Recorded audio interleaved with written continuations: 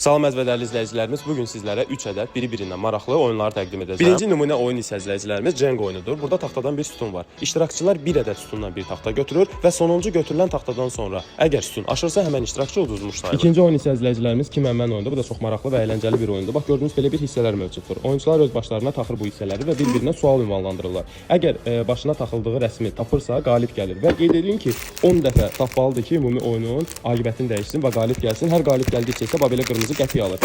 Və hər birisində də hər sual veriləndə isə belə bir vaxt ölçüsü var, 60 saniyə. Və bu 60 saniyə ərzində tapmalısan. Əgər tapdınsa, 10 dənə jetonun varsa, qalib sayılırsan artıq.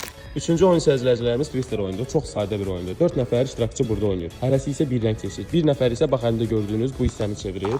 Və burada hər dəfə çevirdikcə, misal üçün, göy rəng seçən iştirakçı yaşıl rəngdə yaşıl rəngi olan xanaya ayağını qoyur. Çox maraqlı bir oyundur. Qeyd edim ki, sonuncu düşən iştirakçı qalib iştirakçı sayılır.